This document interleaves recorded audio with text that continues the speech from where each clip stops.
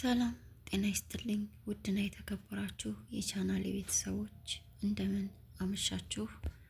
አሁን እንግዲህ ከመቼ የደረሰኝ መረጃ ነበር። በጣም የሚያስፈራ የሚዘገንን ነው። ግን ደግሞ ሁላችንም በተቻለን መጠን ጸሎት እንድናደርግ ዱዓ እንድናደርግ የመጣብን መቅሰፍት በጣም ከባድ ስለሆነ እግዚአብሔር ከእንደዚህ አይነት ነገሮች እንዲሰውረን ያው መረጃ ለሁላችንም ይጠቅማል በማለት ነው። ይህ መረጃ የደረሳችሁ ደግሞ ሸር በማድረግ ራሳችሁንም ጓደኞቻችሁንም ቤተሰቦቻችሁንም እንዲጠብቁ በማሰብ ነው። ውድ ቤተሰቦቼ ማለት ነው።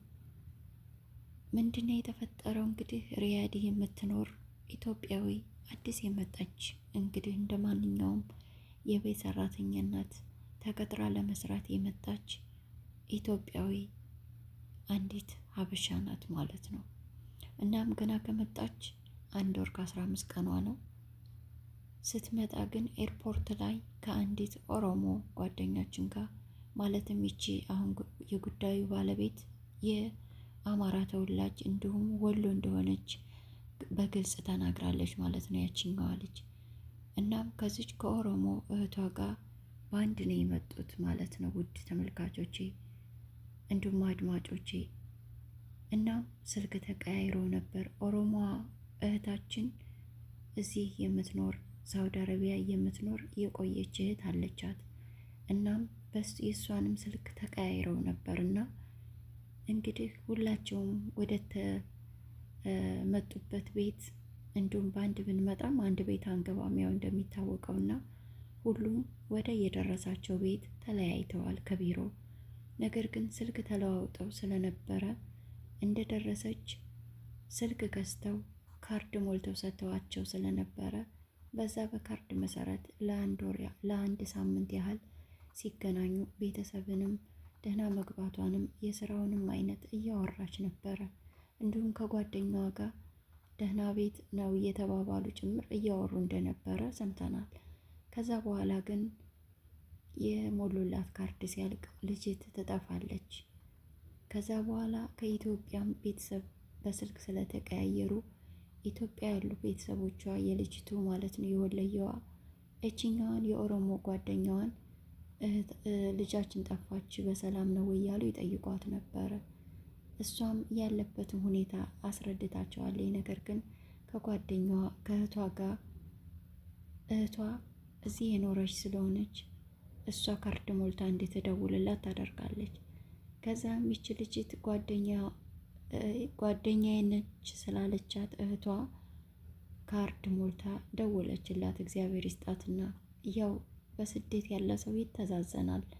ሀገር ቤት ነው ዘረኝነትም መባላቱም መገዳደሉም ያለው ሀገር ቤት ነው። እውነት ለመናገር ስንወጣ ግን ከሀገር የምንወጣው በአንድ ፓስፖርት ነው፣ እሱም ኢትዮጵያዊ በሚል ነው። ይሄም በሁላችንም ልብ ውስጥ ያለ ይመስለኛል። ዛሬ ከዚህ ድርጊት እንዴት ተማርኩትም። እናም ይቺ ኢትዮጵያዊ በመሆኗ ብቻ የእህቷ ጓደኛ ነች፣ አዲስ የመጣች ነች። ቤተሰብ እየተጨነቀ ነው። ስለዚህ ካርድ ሞልታ መደወል ነበረባት። እሱንም አደረገች። ደውላ ስታናግራት ልጅት ጥሩ ስሜት ላይ አይደለችም። ልታወራት የፈለገችው ነገር እንዳለም ትነግራታለች። ነገር ግን በአሰሪዎቿ ፊትም ስለሆነ ፈርታለችም። ካርዱም እንዲሁ። እናም በድጋሚ አሰሪዎቿን ለምና ልጅት ካርድ በድጋሚ ሞልታ ሁለተኛ ለመደወል ተገደደች። ምክንያቱም ልታወራኝ የፈለገችው ነገር እንዳለ ነገር ግን እንዳላወራችኝ ስለተሰማኝ ደህንነቷ ስላሳሰበኝ ደግሜ ደወልኩላት አለች። እናም ደግማ ስትደውልላት የነገረቻት መርዶ ልበላችሁ ብቻ የሆነ ከባድ ነገር ነው። እውነት ለመናገር በዚህ ሳምንት ውስጥ ከሰማነው ከጋዜጠኛ ሶፎንያስ ዋሲሁን ጋር የሚያያዝ አይነት ባህሪ ያለው ነው። ነገር ግን ጋዜጠኛ ሶፎንያስ ዋሲሁን በፈቃዱና በራሱ በእርግጥ ሰው በፈቃዱ ኃጢአትን አይሰራም ከሰይጣን ዳብሎስ ጋር በመተባበር እንጂ። እናም እሱ ፈልጎት የሄደበት ነው።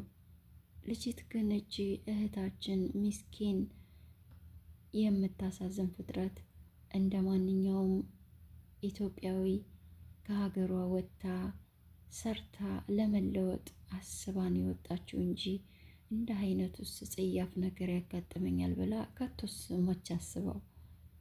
ነገር ግን የምንገባበትን የሚያውቀው ማንም የለም። መልካም የሆኑ ክፉ የሆኑ አናውቅም፣ ብቻ ፈጣሪን አምነን ነው የምንወጣውና እንግዲህ የገባችበት አጣብቂኝ በጣም የሚያጸይፍ የሚያሳዝን ገጠመኝ ነው የገጠማት። እንግዲህ የገባችበት አረቧ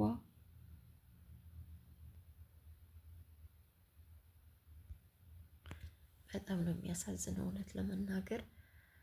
እንግዲህ ገስት ላይ ያሉትም ሀሳብ እየሰጡ ነው። ቪዲዮ የተቀረጸው በህጋዊ መልኩ ስላልሆነ እንግዲህ ለህግ ማቅረብ አንችልም ቪዲዮ። ነገር ግን ኤጀንሲው መዘጋት አለበት። ኤጀንሲው በመጀመሪያ ልጅቱን ካስወጣ በኋላ ኤጀንሲው ይዘጋል። ከዛ በኋላ እንግዲህ ሴትዮዋ ደግሞ ከየትኛውም ቢሮ ሰራተኛ እንድትሰጥ አይደረግም እያለች ነው አዚዛ። እኔ ግን ሰራተኛ ከቢሮ ባትወስድም በህገ ወጥ የሚሰራ ሰራተኛ ባህርተኛ ሞልቷል። በጣም ብዙ ሰው አለ፣ ሰራተኛ አታጣም። ነገር ግን ቪዲዮ ወደ ህግ ብሄር ግን ሴትዮዋ የመጨረሻ የህግ ቅጣትን ስለምታገኝ ከዚህ በኋላ ሌላ ሰራተኛ ጉዳት ላይ አይደርስም ማለት ነው። እንዲሁም ደግሞ ኤጀንሲ ተብዬዎች ግን ኢትዮጵያዊ ምን እስከምንሆን ነው እንደዚህ የሚጠብቁት? ማለት እንደ ኢትዮጵያ የሚሰቃይ ዜጋ የለም። ሲፈልጉ ከፎቅ ይወረወራሉ፣ ሲፈልጉ አንቀው ይገላሉ፣ ሲፈልጉ መድኃኒት ሰጥተው ይገላሉ። ብቻ ብዙ ስቃይ የሚደርስበት የኢትዮጵያ ሰራተኛ ነው። ይሄ ደግሞ በኤጀንሲዎቹ አማካኝነት ነው። ምክንያቱም ኤጀንሲዎች ለእኛን ሽጠው ነው ገንዘብ የሚያገኙት፣ እኛን ሽጠው ነው እንጀራ የምንሆናቸው። ግን እንደዚህም ሆኖ ለእኛ ምንም ዋስትና አይሰጡም። ይሄ ነው ትልቁ ድክመት። እና ውድ ወገኖቼ እግዚአብሔር ይጠብቃት። ልጅቱም ካለችበት በሰላም እንደምትወጣ ተስፋ አደርጋለሁ። በሰላም እንግዲህ ወጥታ ለቤተሰቦቿ እንዲሁም ደግሞ ራሷንም የምጠብቅበት ጊዜ እንደሆነላት ምኞቴ ነው። በዱዓም በጸሎትም አንርሳት ውድ ወገኖቼ። ይህንን ሀሳብ የሰማችሁ ሁሉ ደግሞ ሸር እያረጋችሁ ለሚመለከታቸው እንዲሁም ደግሞ ለሚጠቅመው አካል ሸር በማድረግ አድርሱ። የልጅቱ ወይም ደግሞ የአሰሪዋ ቦታ በደንብ ከታወቀ እኔም ከሰማውን ሸር አደርጋለሁኝ። ሸር እያደረጋችሁ ምናልባት ሌላ ሰራተኛ እንዳትወስድና ሌላም እንደዚሁ እንዳይሰቃዩ እግዚአብሔር ይርዳቸው። እግዚአብሔር ይርዳን፣ ይጠብቀን። ከሀገሩ የወጣ ሀገር እስኪመለስ እግዚአብሔር አምላክ ከክፉ ይጠብቀን ሁላችንንም። ውድ ወገኖቼ እኛ ለመለወጥ ነው የተሰደርነው እንጂ እንዲህ አይነት ይገጥመናል ብሎ ማን ያስባል? እች ልጅ ወጥታ እንደ ማንኛውም ሰው ከሀገሯ የወጣችው ራሷንም ቤተሰቧንም ለመቀየር ነው። ግን መታ የገባችበት የሲኦል መንገድ እዩት እስኪ። ምንም ማድረግ አይቻልም። እግዚአብሔር ከክፉ ይጠብቀን ውድ ወገኖቼ፣ ሁላችንንም ይጠብቀን። ደላላ ተብዬዎችን ግን እነዚህ ኤጀንሲ ተብዬዎችን እውነት እግዚአብሔር ፍርዳችሁን ይሰጣችኋል። ልጅት ደውላ አስወጣ ስትላችሁ 1 ሳምንት ጠብቅ ያላችሁ ከ1 ሳምንት ደግሞ ወደ 2 ወር ያሸጋገራችሁት 2 ወር ሙሉ ይች ልጅ ምን እስከምትሆን ነው? አእምሮዋ ነቅላ በሽተኛ ስትሆን ከዛ አውጥታችሁ ትጥላላችሁ። አእምሮዋ በሽተኛ ሆነ ይብላችሁ። ይሄ ነው እናንተ ጋር የገባችው የውለታ ሰነድ ወይም ደግሞ በውለታ የምትቀበሉት ብር እንዳይመለስባችሁ 2 ወር ሙሉ ይች ልጅ እንደ አይነት ግብረ ሰዶም አለበት ቤት ነው ግብረ ሰዶም እየተፈጸመባት ነው እየተባላችሁ 2 ወር ሙሉ ትጠብቅ ማለት ፌር አይደለም። እውነት ለመናገር አእምሮ ያለው ሰው ይሄንን አይቀበለውም። እንደው በልጆቻችሁ በራሳችሁ ይድረስ ብለን አንልም፣ ከባድ ስለሆነ ግን እግዚአብሔር ፍርዱን ይሰጣችኋል። እኔ ከእናንተ ምንም አልጠብቅም። እኔ ቢሮዎች በጣም በጣም በጣም ቆሻሾች አሉ፣ በጣም ብዙ እና እግዚአብሔር ፍርዳችሁን ይስጣችሁ ነው የምለው። ውድ ቤተሰቦች እስካሁን አብራችሁ ስለቆያችሁ አመሰግናለሁ። ሸር እያረጋችሁ ለሚመለከተው ለሚጠቅመው ሸር አድርጉላቸው ላለ ውድ ቤተሰቦች አመሰግናለሁ።